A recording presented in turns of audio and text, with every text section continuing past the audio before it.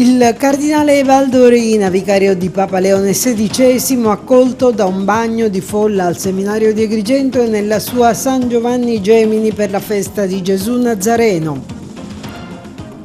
A Siculiana da una settimana assente la rete Wind 3, disagi per esercenti e cittadini e grande problema per la sicurezza, interviene il sindaco Zambito.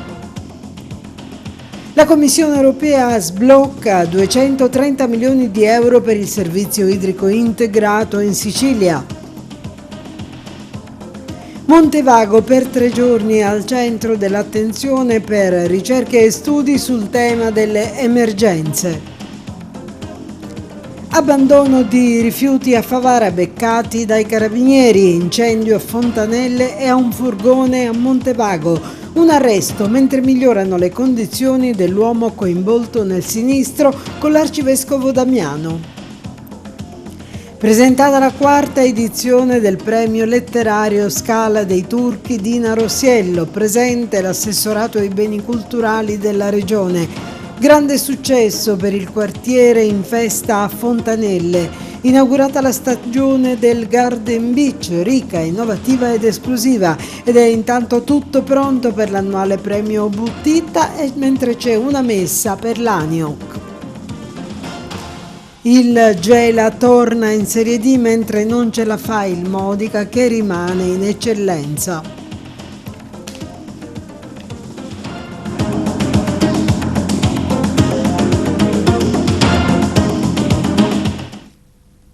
Bentrovati dalla nostra redazione, apriamo parlando del cardinale Baldo, perché c'è stata una grande festa nell'Agrigentino per la sua visita sul territorio. Il vicario di Papa Leone XVI ha trascorso il fine settimana proprio tra Agrigento e la sua San Giovanni Gemini. Ad Agrigento al seminario ha incontrato in tanti e ha ufficiato una Santa Messa, mentre a San Giovanni Gemini è stato in occasione della festa di Gesù Nazareno. Alcune immagini. Il cardinale agrigentino Don Baldo ha trascorso ieri la domenica nella sua San Giovanni Gemini per la festività di Gesù Nazareno.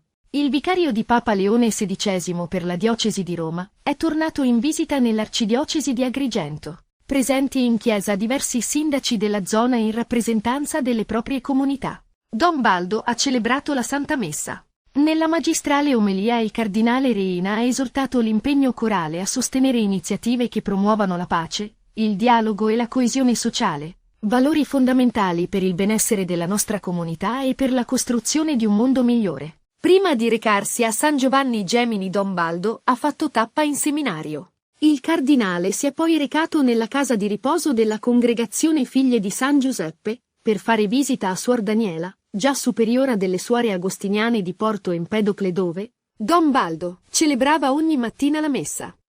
E c'è un grosso problema a Siculiana, che da una settimana è isolata dalla rete Wind 3, quindi ci sono disagi per i cittadini, per gli esercenti e in particolare c'è un problema di sicurezza. Il sindaco Zambito insorge e scrive una vibrata lettera di reclamo. Un serio guasto della rete mobile Wind sta determinando a Siculiana da giorni un'interruzione del servizio stesso, con un notevole disagio nei confronti della collettività, sia da un punto di vista sociale che economico, nonché anche di sicurezza urbana. È il contenuto di un reclamo del sindaco Giuseppe Zambito, che in una nota sottolinea come si sia atteso che la linea venisse ripristinata in un tempo congruo, cercando di comprendere le difficoltà, e tuttavia nessun ripristino è stato effettuato dalla compagnia in indirizzo, perdurando così la situazione di disservizio divenuta incomprensibile e insostenibile. Numerose, continua il sindaco Zambito, sono le segnalazioni pervenute da parte dei cittadini che vivono con disagio tale situazione. In particolare, le persone che si trovano in situazioni di fragilità sociale sono impossibilitate a richiedere tempestivamente l'intervento dei soccorsi in caso di emergenze, rischiando così di compromettere la loro incolumità. Inoltre, evidenzia Zambito, occorre considerare anche i disagi di carattere economico di tutti gli esercenti le attività commerciali e imprenditoriali. Infatti, considerato il periodo che vede una notevole affluenza di turisti e visitatori all'interno del paese di Siculiana a prevalente vocazione turistica, l'interruzione del servizio da circa una settimana determina non solo un danno all'immagine del paese, ma al contempo l'Horeca reca altresì a tutti gli operatori economici ivi inclusi quelli del settore turistico, a maggior ragione che l'unica rete mobile che opera presso il borgo marinaro di Siculiana Marina è proprio quella della Wind Tre. Ancora, la mancata tempestiva riparazione del guasto e la perseverante interruzione del servizio di emergenza costituiscono un grave vulnus per la sicurezza pubblica e una violazione degli obblighi di servizio di Wind Italia. A ciò si aggiunga che l'interruzione del servizio di rete mobile compromette il corretto funzionamento degli impianti di videosorveglianza che insistono sul territorio comunale, poiché essendo detti impianti collegati proprio alla rete telefonica di Wind Tre Italia, risulta inevitabilmente pregiudicata la sicurezza urbana del comune di Siculiana. Pertanto, il sindaco Zambito chiede a Wind Tre Italia di provvedere al rispristino immediato della rete di telefonia, comunicando altresì il piano di interventi e i tempi certi per il ripristino della rete. Il comune di Siculiana, conclude, si riserva di adottare idonei ed adeguati provvedimenti in difesa degli interessi della comunità di riferimento e con riserva di ogni diritto, ragione ed azione. La Commissione europea ha sbloccato risorse per oltre 230 milioni di euro destinate al miglioramento del servizio idrico integrato in Sicilia. La decisione è arrivata dopo che la Regione ha completato e approvato tutti i 9 piani d'ambito ATO. Si tratta di un prerequisito necessario stabilito dall'Unione Europea affinché i progetti possano essere considerati idonei al finanziamento. Senza il suo soddisfacimento non è possibile accedere alle risorse dei fondi strutturali. Ciò consente l'accelerazione degli interventi volti a migliorare la gestione del servizio idrico integrato nell'isola, prevalentemente rivolti al recupero delle perdite degli acquedotti, la depurazione delle acque reflue degli agglomerati in procedura di infrazione. I piani d'ambito sono strumenti di programmazione che definiscono gli investimenti necessari per migliorare il servizio idrico integrato di ciascun territorio, individuando le priorità di intervento per la gestione dell'acqua potabile, delle reti di distribuzione e della depurazione delle acque reflue. Aliscafo non porta ricette mediche a Lampedusa e farmacia non vuole accettare le ricette online da stampare. Una notizia dei giorni scorsi diramata dall'ANSA che ha sollevato numerose polemiche. Oggi c'è la smentita della farmacia che dice non è vero, è mancata solo la linea internet e non abbiamo potuto stampare le ricette, e poi sottolinea è un fatto di strumentalizzazione politica. Ci spostiamo adesso a Montevago, che per 3 giorni è al centro dell'attenzione, della ricerca e dello studio sul tema della gestione delle emergenze. Ci sono state tante importanti personalità e studiosi e la soddisfazione del sindaco Margherita La Rocca Ruvolo in questo servizio. Gestione delle emergenze. Concluso a Montevago Master del Centro per la Formazione Logistica Interforze. Siamo onorati di aver ospitato a Montevago 3 giorni di esercitazioni e incontri nell'ambito della 4ª edizione Master sulla logistica della sicurezza e dell'emergenza, promosso dal Centro per la Formazione Logistica Interforze del Ministero della Difesa in collaborazione con l'Università degli Studi di Padova. Per il nostro comune è stata un'occasione preziosa per formare il personale e adeguare il piano di emergenza locale. Avremo anche un disaster manager con tutte le competenze necessarie per coordinare un'eventuale situazione di emergenza. Un'esperienza che abbiamo condiviso con i comuni di Campobello di Mazara, Sambuca di Sicilia e Vita, che nella prossima edizione potrebbe coinvolgere anche altri comuni. Lo ha detto il sindaco di Montevago, Margherita La Rocca Ruvolo, a margine dei lavori del Master Logistica della Sicurezza e dell'Emergenza che si è svolto dal 12 al 14 giugno. Nello specifico, il Master, che si concluderà a Roma con la consegna degli attestati ai partecipanti, mira a creare professionisti in grado di affrontare gli scenari emergenziali derivanti da possibili calamità naturali o antropiche ovvero inerenti alla difesa civile, e di operare a livello strategico nell'ambito della cooperazione tra istituzioni civili e militari. Le materie oggetto del Master analizzano i temi dell'emergenza sotto ogni aspetto, da quello legislativo a quello del risk management, inclusa l'importanza dell'utilizzo dell'intelligenza artificiale nella risoluzione dei problemi. fino ad arrivare all'analisi psicologica delle situazioni emergenziali e alla capacità di gestione delle comunicazioni in situazioni di grave crisi. Per quest'anno la novità di rilievo è l'avvio di un processo di certificazione istituzionale che permetterà ai partecipanti di ottenere la qualifica di Disaster Manager, figura chiave nell'ambito della gestione delle emergenze. I partecipanti al master, dopo aver incontrato a Palermo, nella sede della Protezione Civile regionale, il dirigente generale del Dipartimento, Salvo Cocina, che ha illustrato piano regionale di emergenza, si sono confrontati con esperti a Montevago, nella sala consigliare Falcone e Borsellino, in un incontro in cui si è parlato di inquadramento del territorio e del Belice, geografia, principali rischi naturali e antropici, analisi delle infrastrutture critiche, delle caratteristiche di alcuni territori del Belice e dei nuovi vulcani dello Stretto di Sicilia. Monitoraggio del rischio vulcanico per le coste occidentali della Sicilia, infine dell'antica Selinunte e i suoi territori.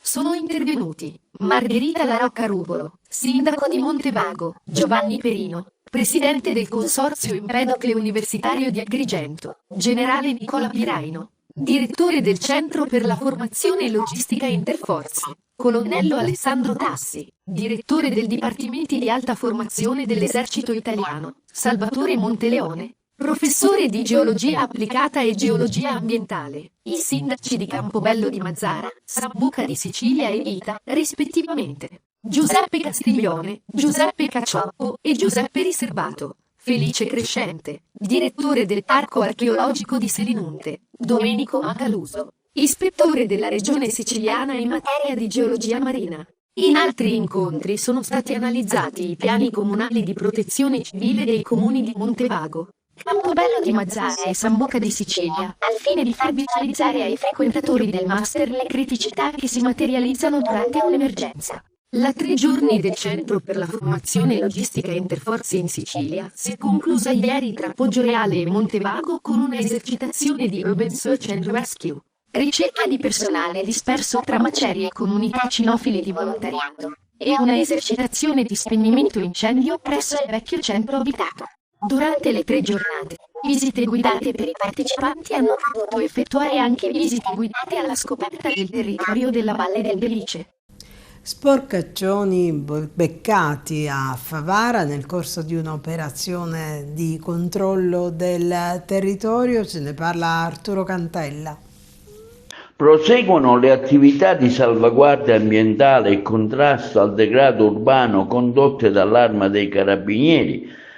Quelli della Tenenza di Favara, al termine di un'articolata attività di indagine coordinata dalla Procura della Repubblica di Agrigento, protrattasi per oltre 3 settimane, hanno deferito all'autorità giudiziaria 4 uomini e una donna residenti nel comune di Favara. Gli indagati, ripresi da 3 impianti di videosorveglianza installati dai militari in aree sensibili del centro abitato, sono stati sorpresi ad abbandonare in siti non autorizzati rifiuti di vario genere, arrecando un grave danno all'ambiente e al decoro urbano. Al termine delle indagini, i carabinieri della Tenenza di Favara hanno altresì richiesto l'immediata bonifica e pulizia delle aree interessate di competenza comunale. Le 5 denunce rappresentano un ulteriore tassello all'azione di contrasto all'abbandono illecito dei rifiuti, fenomeno che l'Arma dei Carabinieri combatte con continuità su tutto il territorio della provincia di Agrigento. Reati di questo tipo, infatti, mettono a rischio la salute pubblica, danneggiando profondamente l'ambiente e l'immagine del nostro territorio. Un incendio sulle cui cause stanno indagando gli inquirenti nella notte tra sabato e domenica ha danneggiato un furgone e un vespone posteggiati a breve distanza in viale 15 gennaio a Montevago. Sul posto per spegnere le fiamme sono intervenuti i vigili del fuoco del distaccamento di Santa Margherita di Belice, mentre i carabinieri hanno avviato le indagini al vaglio sbaglio ci sono anche le immagini dei sistemi di videosorveglianza della zona. E adesso alcune brevi di cronaca sull'incidente stradale che ha coinvolto Monsignor Alessandro Damiano, su un incendio avvenuto ieri a Fontanelle e un arresto. Il 49enne impiegato di Ribera rimasto gravemente ferito nell'incidente stradale, avvenuto lo scorso 24 maggio sulla strada statale 115, in contrada San Giorgio a Sciacca, che ha coinvolto l'arcivescovo di Agrigento Monsignor Alessandro Damiano, è fuori pericolo di vita e sarà dimesso nelle prossime ore. L'uomo si trova attualmente all'ospedale civico di Palermo mentre il figlio 14enne è ricoverato al Trauma Center del presidio ospedaliero Villa Sofia, ancora in prognosi riservata, anche se le sue condizioni sono in miglioramento. L'arcivescovo, che ha riportato alcune fratture, ha lasciato l'unità operativa di ortopedia dell'ospedale Giovanni Paolo II di Sciacca ed è stato trasferito nella lungodegenza del San Giovanni di Dio, per completare la terapia. Parliamo adesso di un grosso incendio ieri a Fontanelle. Le fiamme partite da un terreno di sterpaglie, a causa delle alte temperature, si sono estese rapidamente fino a lambire alcune attività commerciali. È accaduto nelle campagne alle spalle di un bar in via Unità d'Italia, dove c'è la rete ferroviaria, a pochi passi da Fontanelle. Disagi per il fumo. Scattato l'allarme sul posto, sono accorsi i poliziotti della sezione volanti e i vigili del fuoco. E adesso un arresto. Si tratta di Giuseppe Zirafi, 65 anni, di Licata, destinatario di un ordine di carcerazione emesso dalla Procura della Repubblica di Agrigento e subito eseguito dai carabinieri della compagnia cittadina. L'uomo è stato arrestato e portato alla casa circondariale Pasquale di Lorenzo di Agrigento dopo la sentenza di condanna a 7 anni di reclusione per detenzione di sostanze stupefacenti ai fini di spaccio. Nel giugno di 3 anni fa, nel terreno adiacente alla sua abitazione erano stati trovati ben 241 grammi di cocaina purissima, suddivisa non in ovuli ma in 48 pietre, un bilancino di precisione e della mannite, e in più rinvenuti dei sacchetti di cellofan termosaldati che verosimilmente dovevano servire per confezionare le dosi. Apriamo la pagina della cultura e degli eventi. Si è svolta la presentazione del premio letterario Scala dei Turchi di Nina Rossiello di Realmonte. L'iniziativa è stata ospitata dal comune di Realmonte e ha visto la presenza del patron Pascal Schembri, di Gilberto Marchese Aragona, vicario, del capo di gabinetto dell'assessore Scarpinato, del sindaco Alessandro Mallia, della presidente del Consiglio Comunale Melissa Arcuri. Noi li abbiamo intervistati. Si annuncia ricca di premiati e di spunti nuovi la quarta edizione del premio letterario Scala dei Turchi di Nina Rossiello, che è stata presentata sabato nell'aula consiliare del comune di Realmonte. Erano presenti il patron del premio, ideatore Pascal Schembri, l'assessorato regionale dei beni culturali rappresentato dal capo di gabinetto dell'assessore Scarpinato Gilberto Marchese Aragona, il sindaco di Realmonte Alessandro Mallia e la presidente del Consiglio Comunale Melissa Arcuri. Noi li abbiamo intervistati. Oggi ci troviamo nella sala consiliare del Comune di Realmonte per fare la conferenza stampa per annunciare la quarta edizione del premio letterario Scala dei Turchi di Nina Rossiello. Quindi quest'anno ci saranno di nuovo premiati diversi autori importanti, autori emergenti, poeti, premi d'onore e tanti altri premi alla memoria.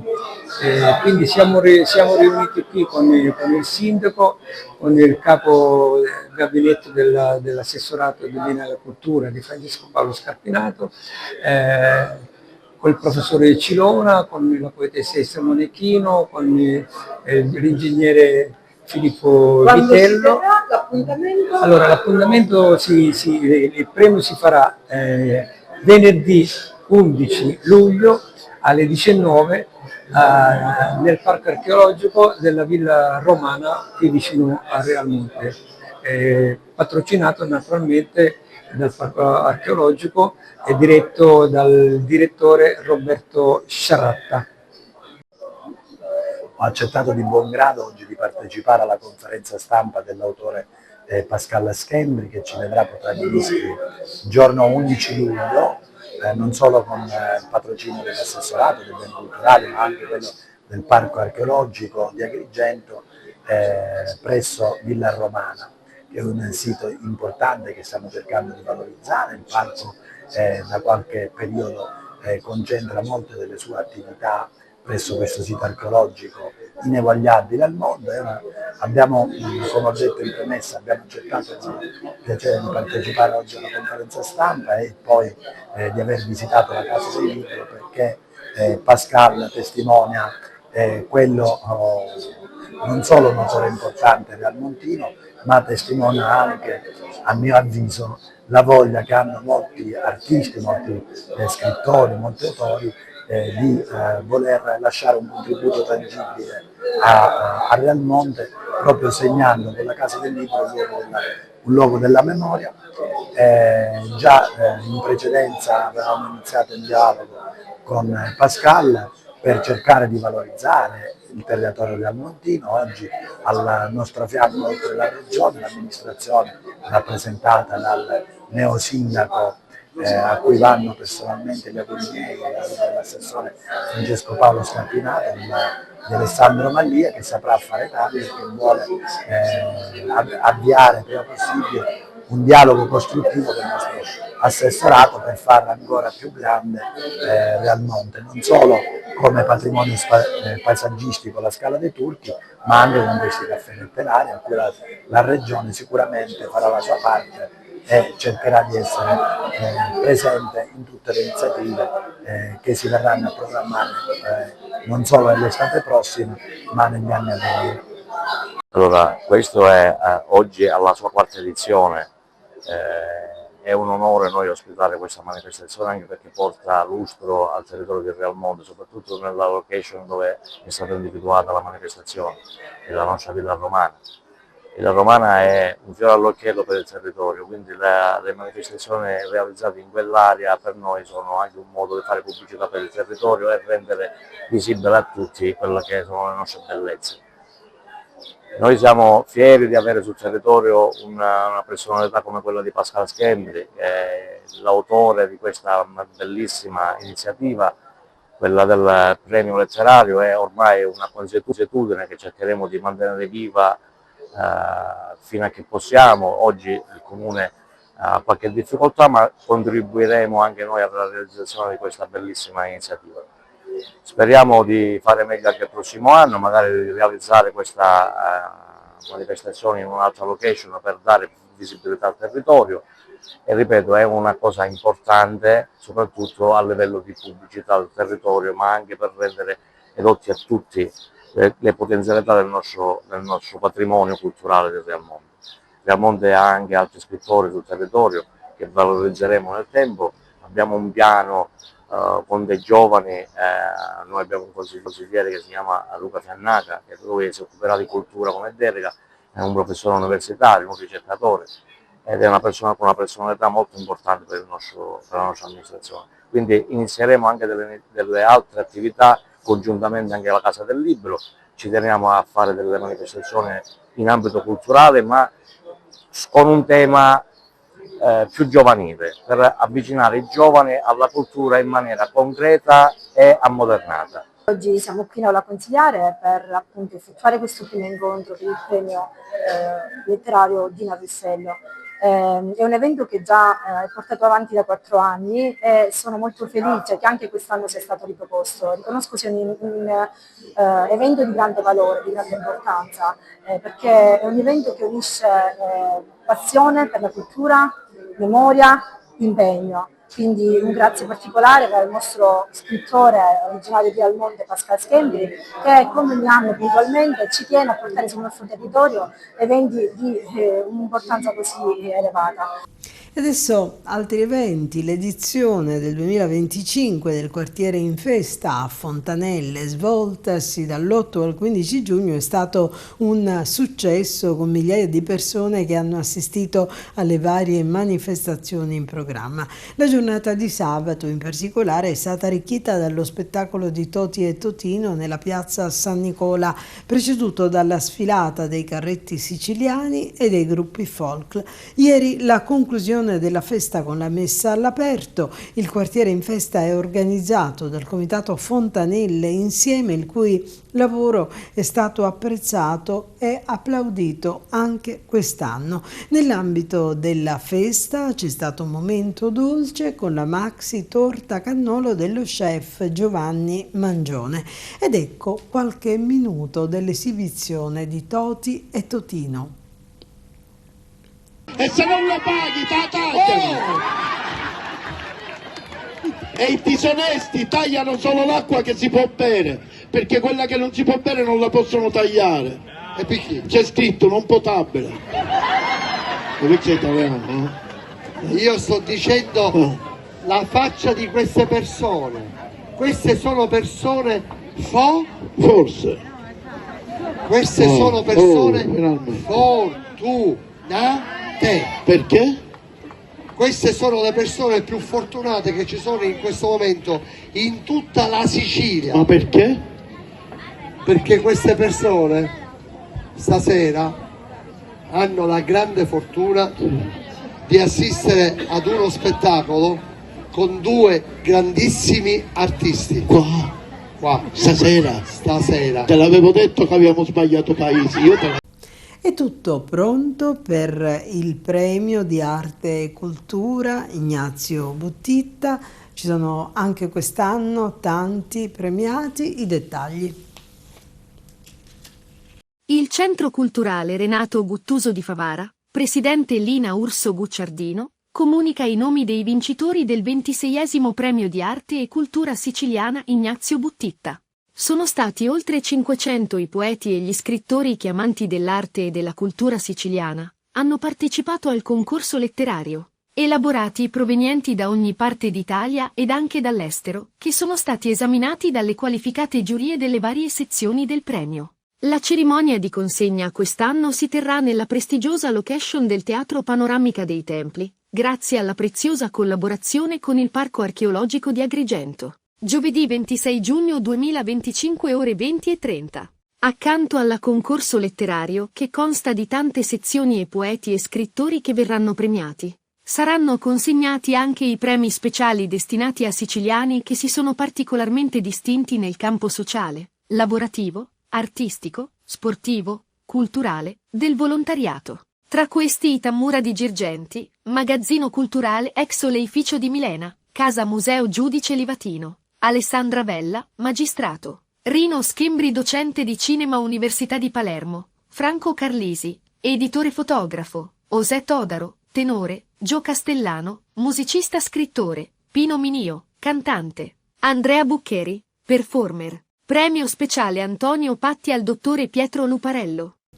Il 15 giugno è una data che la parrocchia di Ciuccafa a Porto Empedocle festeggia in forma solenne con una santa messa in comunione e in concelebrazione con tutti i parroci della città marinara. Alla fine della cerimonia religiosa e prima della benedizione ai fedeli, il parroco della Chiesa Santissima Trinità e consulente spirituale dell'Anioc, Don Gioacchino Falzone, ha avuto parole di compiacimento e di ringraziamento per la condivisione sia per i soci cavalieri presenti con 2 alfieri e anche per il magnifico coro interparrocchiale che ha arricchito la solenne funzione religiosa. Solo un attimo di sosta per la pubblicità, torniamo tra poco con altre notizie. Tra musica, profumi di incenso, cibo e calici si è aperta sabato sera la stagione del Garden Beach, un locale esclusivo sito ad Agrigento che propone una serie di appuntamenti di pregio e contraddistinti da originalità e tensione verso il benessere personale. Sentiamo. Vittoria Faro, questa sera l'inaugurazione della stagione estiva al Garden Beach, un posto che offre tantissime opportunità. Allora, intanto grazie per essere venuto. Oggi è una giornata importante perché si riapre quello che per me è un giardino sacro, è un giardino esperienziale. Io e mia sorella Eleonora siamo molto felici di dare, diciamo, questo nuovo inizio al Garden Beach, che comunque esiste ormai da quasi 6 anni, perché questa è la 6ª stagione.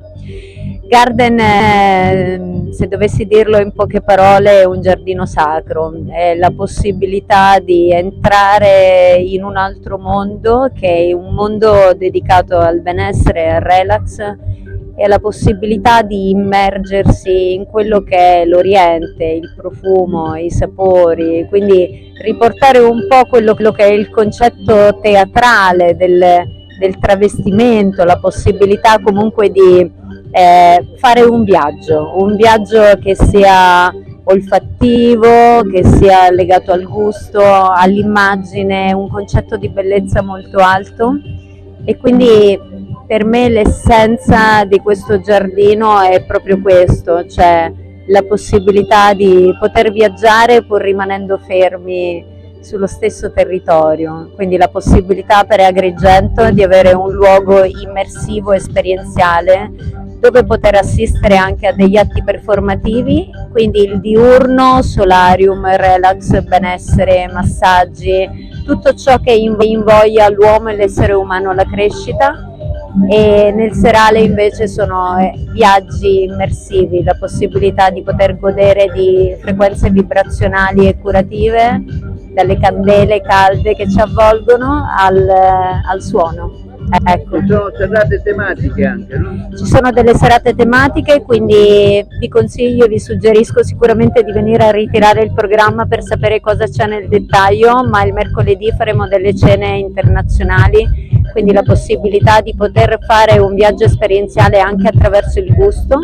Ci sono pochissimi tavoli perché noi comunque siamo un'associazione culturale, questo ci tengo a dirlo, questa è una formula di imprenditoria culturale che sicuramente vuole ispirare, vuole trasferire, tramandare, che poi è l'obiettivo del teatro, rito e tradizione, e questo per me è fondamentale. Ogni serata avrà una sua tematica, ogni serata invoglierà sicuramente lo spettatore a partecipare attivamente, anche travestendosi, come lo sono io questa sera. Grazie. In occasione della Giornata Mondiale del Rifugiato, che si terrà il prossimo 20 giugno, l'Istituto Buddista Italiano Soka Gakkai racconta Project People Not Border. Italia, Germania, Olanda, Francia, Regno Unito e Slovenia saranno i paesi coinvolti nel progetto, grazie alla rete educativa SEMI di Lampedusa, con cui sono state raggiunte oltre 3.200 persone tra studenti, docenti e persone con background migratorio, creando una rete internazionale di educazione ai diritti umani, alla solidarietà e all'inclusione. Il progetto si articola attraverso l'organizzazione della Giornata della Memoria e dell'Accoglienza a Lampedusa, con attività laboratoriali nelle scuole ed eventi presso il Parlamento europeo di Bruxelles. E adesso il calcio, presto ci saranno novità per il calcio agrigentino. Intanto il Gela torna in Serie D e il Modica non ce la fa e rimane in eccellenza. Carmelo Lentini. Primi sintomi di risveglio dopo un periodo di letargo. I prossimi giorni saranno importanti per il ritorno del gigante nel mondo del calcio. Si è fatto tutto in silenzio, percorrendo diverse strade, ma poi si è imboccata, almeno così sembra, quella giusta, e da quando pare il nero su bianco è questione soltanto di poche ore. Nei ritrovi biancazzurro non si fa altro che parlare dell'avvenuto accordo con una società limitrofa al territorio agrigentino. Sotto c'è anche una nuova proprietà di una ben nota industria agrigentina e da quanto si dice è tutto pronto a livello tecnico con una rosa di calciatori molto competitiva con a capo un tecnico di provata esperienza. In poche parole, Agrigento Calcistica sta per iniziare un nuovo ed ennesimo percorso, risorgendo dalle ceneri di un passato burrascoso, diramando le nubi nere che stavano e che avevano offuscato il complicato cammino della squadra nel campionato di Serie D. Presto verranno diramati ufficialmente i nomi dei diretti protagonisti e lasciamo a loro il diritto di farlo, presentandosi alla città e ai tifosi di Fede Biancazzurra, anche se i soliti chiacchierii portano ad una strada già tracciata e ben definita. In settimana, poi ci è stato riferito, dovrebbero aprirsi le buste delle diverse ditte che hanno presentato domanda di gara di concessione dei lavori. Il mese di giugno si sta mostrando molto bollente e non solo dal punto di vista atmosferico. Ancora dunque un po' di pazienza e tutto verrà svelato alla luce del sole. E passiamo ai playoff, alle finali playoff di eccellenza. Le partite di ritorno delle finali dei playoff della fase nazionale hanno decretato la promozione in Serie D del Gela di mister Gaspare Cacciola ed ancora una volta la bocciatura dal Modica di mister Pasquale Ferrara. Il Gela, grazie ad un secondo tempo magistrale, ha battuto il Canosa di Puglia per 3-0, ribaltando del tutto la sconfitta subita all'andata per 0-2.